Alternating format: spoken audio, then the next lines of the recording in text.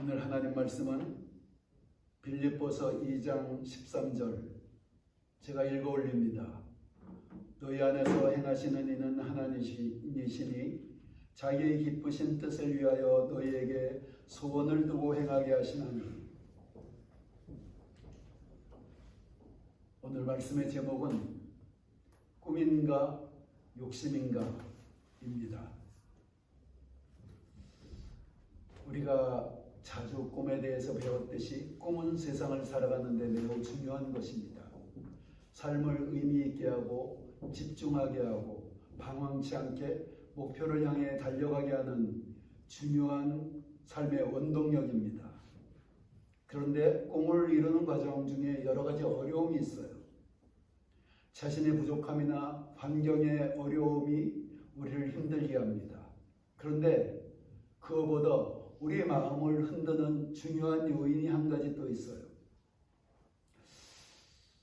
꿈에 대한 부정적인 가르침들, 부정적인 인식.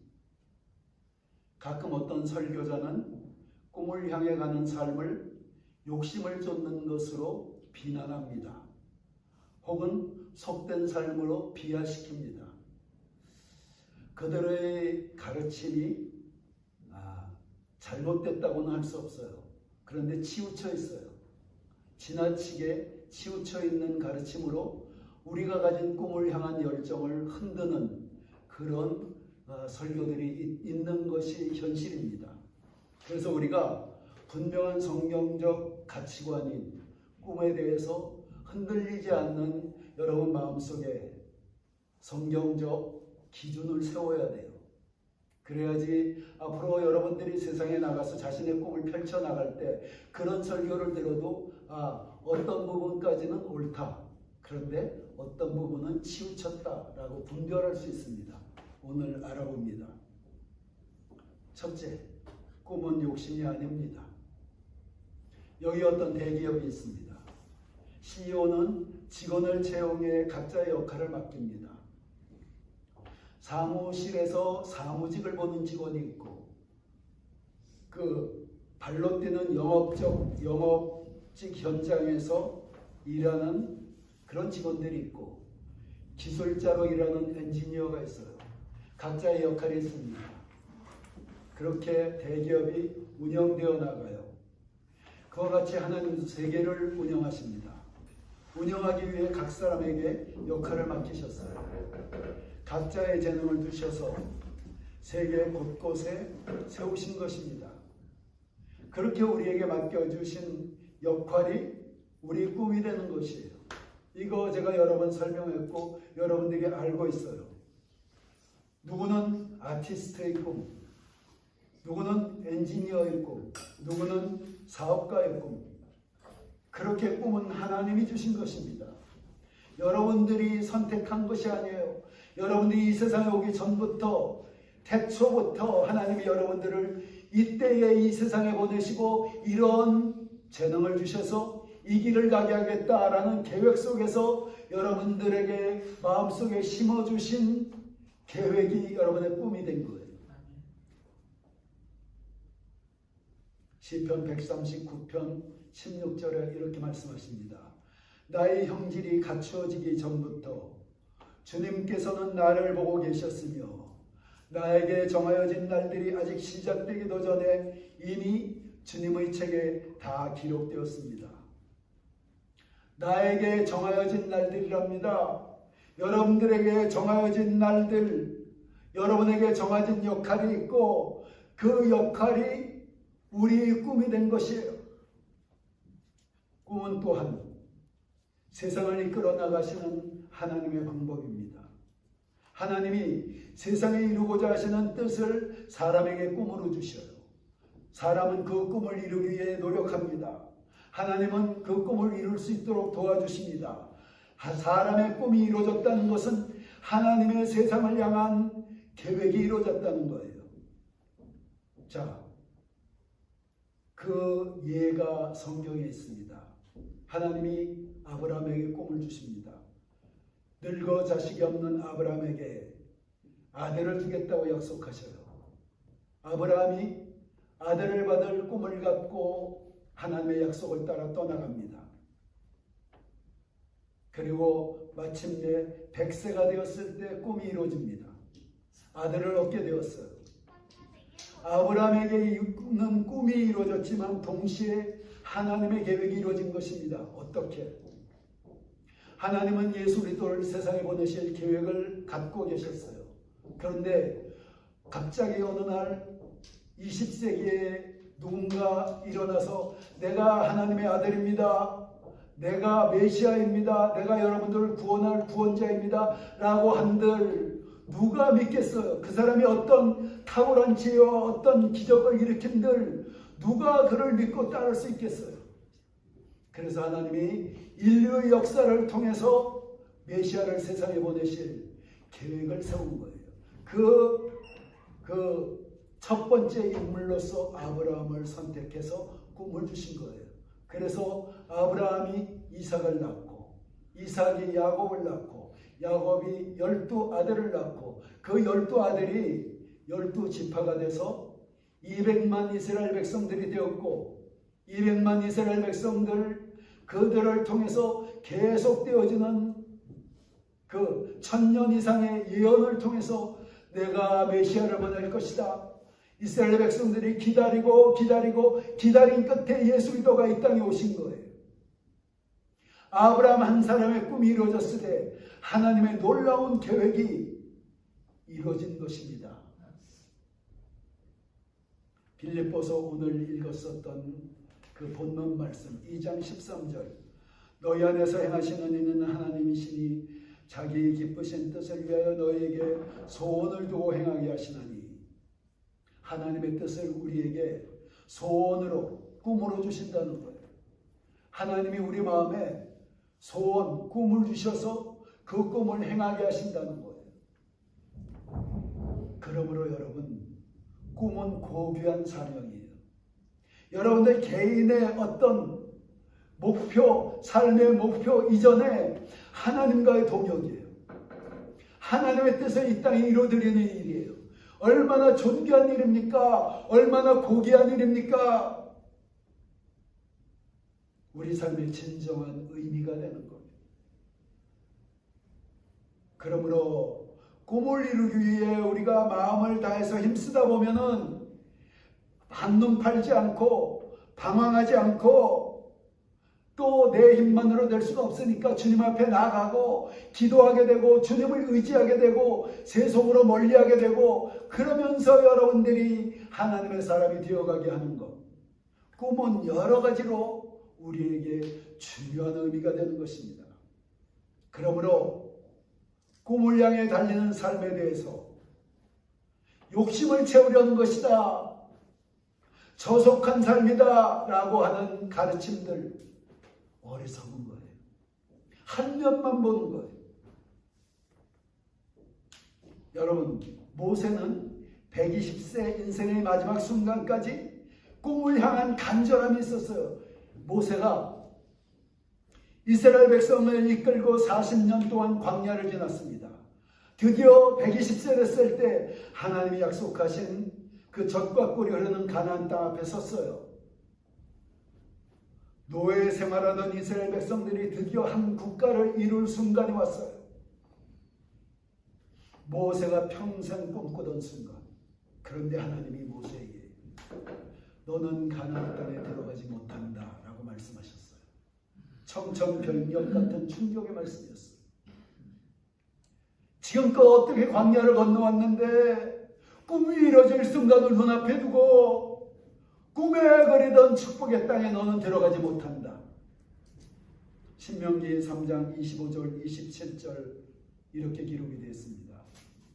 구하옵나니 나를 건너가게 하사 요단 저쪽에 있는 아름다운 땅 아름다운 산과 레바논을 보게 하옵소서 하되 여호와께서 너희 때문에 내게 진노하사 내 말을 듣지 아니하시고 내게 이르시기를 그만해도 족하니 이 일로 다시 내게 말하지 말라.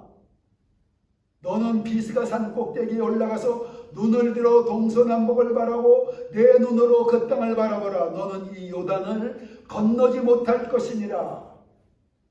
이 기록은, 신명기의 기록은 모세가 이스라엘 백성들을 앞에 두고 세상을 떠나기 전에 평생 지나왔던 과거 출애굽과 광야의 생활을 간증하면서 하는 고백이에요.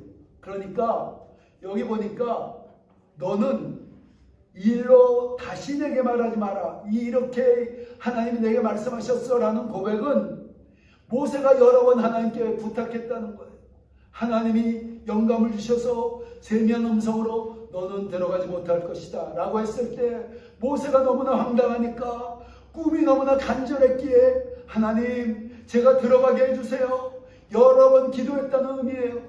그런데 하나님이 마지막 순간까지 거절하시다가 다시는 내게 이 기도하지 말라, 너는 들어가지 못한다, 마지막 확증을 해버리신 거예요.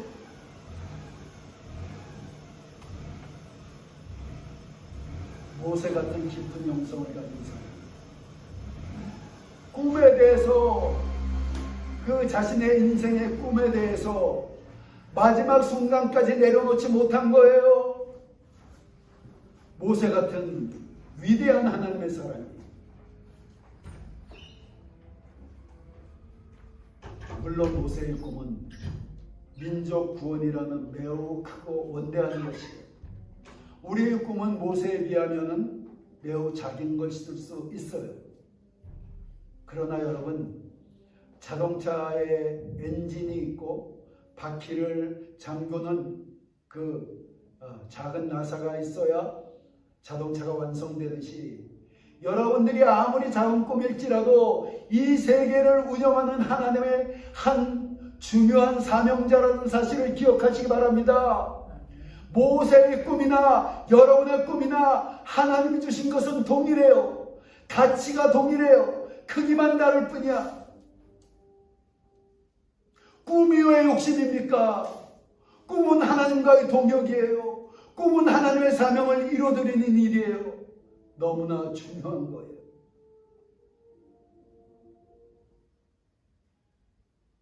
그러므로 어떤 가르침들, 어떤 말들 속에서 꿈에 대해서 비난하고 욕심이라고 하는 말들에 여러분 앞으로 살아가면서 흔들리지 않기를 예수 그리스도 이름으로 축원합니다. 아멘. 둘째, 꿈이 욕심이 되는 경우. 그런데 꿈을 향해 가는 삶에 함정이 있을 수가 있어요. 그들의 비난을 받을 수 있는 요소가 있어요. 꿈이 욕심으로 변질될 수 있는 것, 꿈을 향해 가는 삶의 방향이 빗나가게 되는 것, 무엇 때문입니까?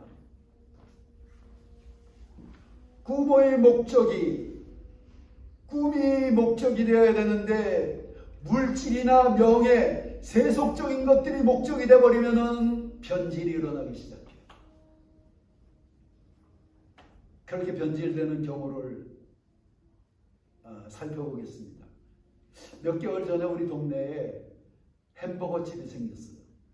햄버거 집이 가서 사 먹어봤는데 아주 맛있어요. 내 평생에 먹어본 햄버거 중에서 아주 기억에 낼 정도로 맛있었어요. 그 성진 형제가 같이 가서 먹어보더니 너무 맛있다고. 근데 이렇게 얘기하더랍니다. 이 초심을 잃지 않고 이 맛이 변하지 말아야 되는데, 이렇게 얘기를 했어요. 점심시간에 자리가 없을 정도로 손님이 가득 찼어요. 그런데 요즘 맛이 변했어요. 고기 맛이 달라졌고 전체적으로 맛이 변했어요. 사모도 먹어보더니 이젠 다시 오지 말아야 되겠다, 이런 고백이 나와요. 햄버거집 사장의 마음이 변질된 것입니다. 그 사장은 햄버거를 맛있게 만들어 장사가 잘 되게 하는 꿈을 갖고 출발했을 거예요. 그런데 손님이 많아지니까 꿈이 변질이 됐어요. 값싼 재료를 써서 이익을 많이 남기자는 생각으로 변질이 되어버렸어요. 건전한 꿈을 향한 건전한 꿈을 향한 마음이 탐욕으로 변질되어 버렸어. 여러분, 그렇게 되면은 비난받는 그 꿈이 아니고 탐욕을 쫓는 그런 저급한 삶으로 떨어지게 되는 거예요.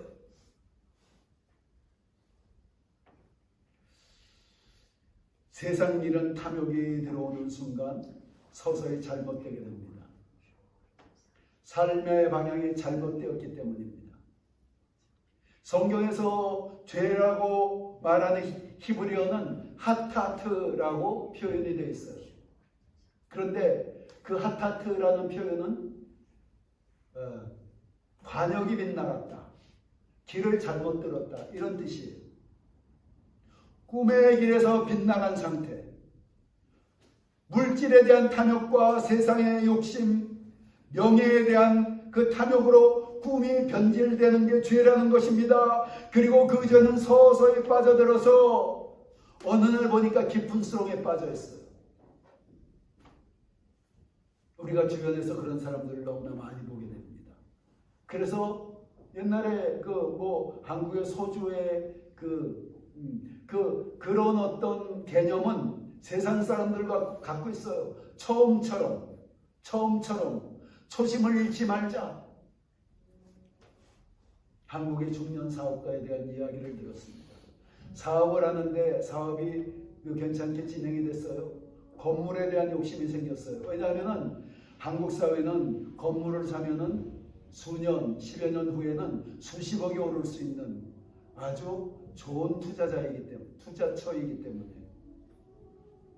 이 사람이 은행 대출을 받아서 건물을 샀어요. 정말 세속적인 세상 요즘 표현 중에서 영끌이라는 표현이 있더라고. 그러니까 모든 것을 끌어들여서 건물을 샀어. 그러니까 은행 이자가 엄청나게 매달마다 수천만 원이 나가는 거예요. 그러고 나서 이 사람이 엄청난 고통을 겪었어요. 고백하기를 자살하고 싶을 정도로 깊은 수렁에 빠졌어요. 그런 상태에서 어떻게 사업에 신경을 쓰겠어요? 변질된 것입니다. 사업가의 꿈이 탐욕 때문에, 물질에 대한 탐욕 때문에 변질되어 버리니까 깊은 수렁에 빠져서 자살할 충동이 일어날 정도로 불행한 상태가 되어버렸어요. 하나님의 도우심 가운데 겨우 벗어났어요. 그런데 그 삶이 행복했겠습니까? 잘못되고 방향이 틀어졌고 꿈이 변질된 상태. 그러므로 우리는 언제나 자신을 돌아보아야 합니다. 내 꿈이 변질되지 않았는가? 내가 건강한 꿈을 향해 가는 게 아니라 혹시 물질이나 명예에 더 정신이 팔려있지 않은가? 자신을 돌아봐야 돼요. 돈을 지나치게 쫓으면 여러분 세상 법칙이 돈을 쫓으면 돈은 멀리 가게 돼 있고 명예를 쫓으면 명예는 달아나게 돼 있는 거예요. 그러므로 우리는 꿈이 오염되지 않도록 늘 자신의 마음을 지켜야 하는 것입니다. 셋째, 그렇다면 올바른 꿈을 갖는 비결이 무엇인가? 꿈이 변질되지 않고 순전한 초심의 꿈으로 남아있는 비결이 무엇인가? 몇 가지 알아봅니다. 첫째로, 충성스럽고 부지런하게 최선을 다해야 돼요. 고린도전서 4장 1절로 2절에 이렇게 말씀하십니다. 사람이 마땅히 우리를 그리스도의 일꾼이요 하나님의 비밀을 맡은 자로 여길지어다. 그리고 맡은 자들에게 구할 것은 충성이니라. 우리는 하나님의 꿈이 맡겨주신 꿈을 이루어가는 사람들입니다. 그러므로 최선을 다해 꿈을 향해 달려가야 합니다. 게으르지 말고 최선을 다하고 전심전력 진보를 나타내야 돼요. 대강 게으르게 해놓고 하나님 도와주세요 하는 것은 성경적인 방법이 아니에요. 제가 이런 일이 있었습니다. 신학교 시절이에요. 개강을 했는데 내가 선교의 어떤 일로 인해서 한 달 정도 신학교에 늦게 가게 됐어. 교무처장 목사님이 사유서를 제출하지 않으면 한 달이나 늦게 갔기 때문에 낙제할 수 있다라고 경고를 했어요. 그런데 나는 나의 마음에 믿음이 있었어요. 내가 주님 때문에 그렇게 됐는데 뭐 한 달 늦었다고 주님이 나를 낙제하게 할 거야? 그래서 사유서를 대강 간단하게 적어서 냈어. 교무처에. 그리고 며칠 후에 교무처에 갈 일이 있어서 다시 가봤습니다. 그런데 그 직원 옆에 한 구석에 내가 제출한 사유서가 그대로 남아있어.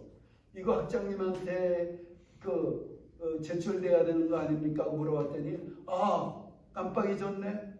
제출이 안 되고 있었어요. 근데 그 순간 성령이 딱 깨닫게 하시는 게 있었어요. 제출 안 되게 된 이유가 있었어요. 내가 만약에 그 사유서를 정말 그 무성의하게 적어놓은 사유서가 학장님에게 제출이 됐다면 그것을 읽고 분노했을 거야.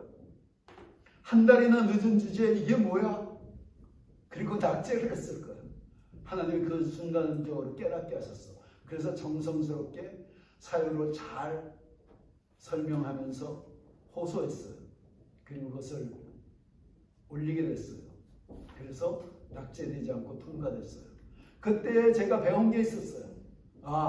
우리가 이 땅에서 일은 우리가 할 수 있는 최선을 다해야 되는 거구나.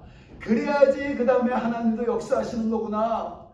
내가 아무렇게나 해놓고 하나님 내가 아무 잘못이 없는데 하나님 도와주세요. 이런들 내가 최선을 다하지 않았다면은 그것을 보는 사람의 마음이 감동되지도 않고 세상에서도 땅의 법이 있어요. 땅의 법에서는 영적인 법과 땅의 법이 있는데 땅의 법에서는 여러분들이 최선을 다해야 되는 거야. 그래야 땅의 문이 열리게 돼 있어요. 다음으로 더 진전되어진 중요한 내 꿈을 통해 여러분 세상에 유익을 주겠다는 자세를 가져야 돼요. 여러분 이 얘기가 그냥 제가 젊을 때 이 얘기 사실 그 목사님한테 듣고 또 성경적으로 이해가 돼도 별로 마음에 와닿지 않았어. 세상에 유익이 되는 일을 해야 된다고? 나는 그거보다는 선교와 전도, 영혼구원에 전념할 거야. 이쪽만 더 신경을 썼어. 그런데 여러분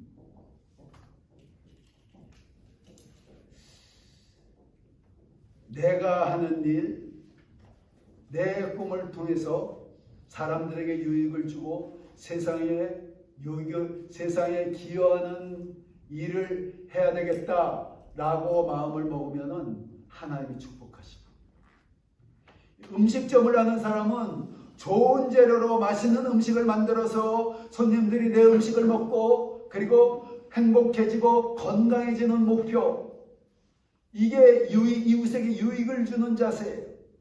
또 음악가는 내 음악을 듣고 사람들에게 감동을 주고 그들이 행복하게 해주는 목표, 이게 유익을 주는 거예요.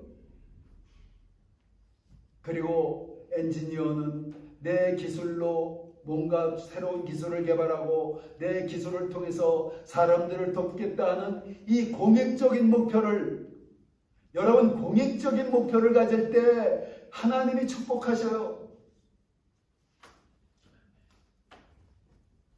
제가 살아가면서 그 영적 법칙과 그리고 땅의 법칙들을 발견한 것이 있어요. 땅의 법칙 중에 중요하게 발견한 게 뭐냐면, 이상하게 그 공익적인 일을 하는 사람들은 하나님이 나중에 높여주시더라고. 세상에 드러나게 하시더라고. 그리고 축복하시더라고. 이게 땅의 법칙이에요. 그게 곧 하나님의 선하신 뜻이기 때문이에요.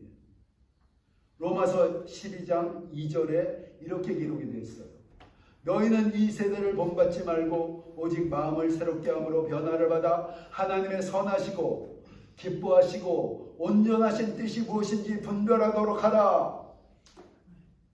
하나님의 선하신 뜻, 세상에 이웃들에게 뭔가 유익을 주는 삶, 이게 하나님의 선하신 뜻이에요. 그런데 최종적으로 여러분의 꿈을 통해서 이루어야 할 목표, 선하신 뜻보다 더 진전된 하나님이 기뻐하시는 뜻, 그리고 최종적으로 온전하신 뜻, 그게 무엇입니까? 여러분들의 꿈을 통해서 이루어야 될 하나님의 기뻐하시고 온전하신 최종적인 목표, 이것이 여러분들의 꿈의 목표가 되어야 돼요. 내 자신을 위해서, 나 자신의 그 개인을 위해서 그것도 하나님의 뜻을 이루어드리는 일이기는 하지만 그것은 어떤 가치에 있어서 가장 아래층의 가치예요. 물론 그것도 중요해요. 그것이 비난받을 일은 아니야. 탐욕도 아니야. 욕심도 아니야. 그렇지만 가치, 하나님의 세계의 가치에 있어서는 가장 기초적인 거예요. 그 다음이 이웃의 유익, 세상의 유익, 그리고 최종적인 목표, 하나님의 온전하신 뜻 무엇입니까? 김성진 성도가 이런 고백을 한 적이 있어요. 자신의 패션 회사가 주님을 위해 어떤 목표를 가져야 할까 기도 중이라는 거예요. 내가 돈을 버는 것보다 이 회사를 통해서 뭔가 주님을 기쁘시게 하고 주님이 원하시는 목표를 가져야 되겠는데 그것을 위해서 기도 중입니다. 이렇게 고백을 했어요. 그래서 제가 이렇게 얘기했어요. 그건 성경에 너무나 분명하게 나와 있다. 성경적 원리가 너무나 분명하다. 무엇이냐? 성경에서 하나님이 가장 기뻐하시는 것 영혼 구원이야.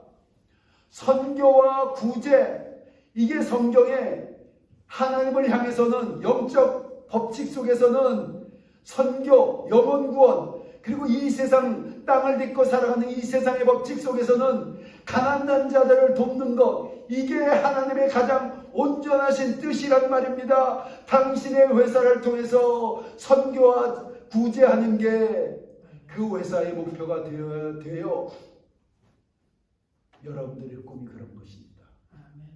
여러분들의 꿈이, 만일에 여러분들에게 하나님이 정말 많은 재물을 주셨다, 명예를 주셨다, 그거 갖고 뭐 할 거예요? 여러분 가족만 살릴 것인가? 여러분 개인만 살 것인가? 이거는 하나님의 가치, 하나님의 세계에서 가장 기본 가치라는 거야. 물론 남자로서 아니면 한 인간으로서 그 가정을 지켜야 되고 자신의 삶을 구축해야 되지. 그거는 너무 기초예요. 최종적인 하나님의 목적, 여러분들을 높여주실 때 여러분들의 꿈을 통해서 영혼을 구원하고 이웃을 돕는 일에 전념하는 것이 여러분들의 꿈의 최종적인 목표가 되어야 되는 것입니다.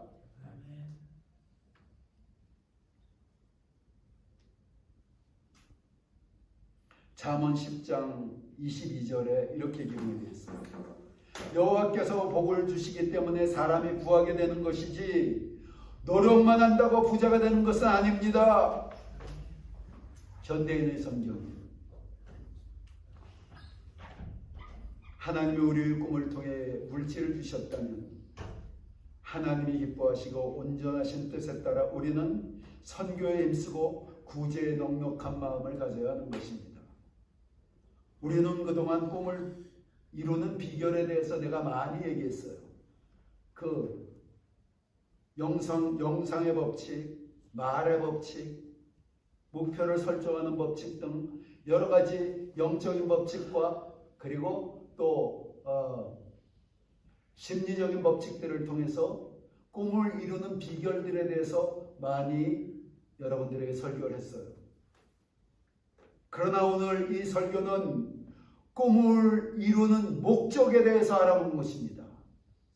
여러분, 꿈을 이루는 비결보다 더 중요한 것이 꿈을 이루는 여러분들의 목적이에요. 그 목적이 올바로 세워져 있어야 돼요.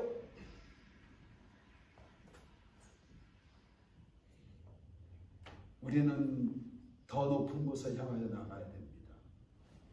기독교인으로서 세상에 빛이 되어야 하고 하나님의 뜻을 이루어드리는 최종적인 목표를 향해 나가야 돼요. 그것이 여러분의 꿈을 통해서 하나님의 그 뜻을 동역해서 이루어드리는 것, 기초. 이것은 기초이고 세상의 공익적인 목표를 향해서 여러분의 꿈을 통해서 공익적인 유익을 끼치는 삶, 최종적으로 여러분의 꿈을 통해서 영혼 구원과 가난한 자들을 돕는 데 전념하는 것, 이것이 여기 있는 청년들 그리고 살아가는 사람들, 집사님들 우리 모두의 최종적인 꿈의 목적이 되시기를 예수 그리스도 이름으로 축원합니다.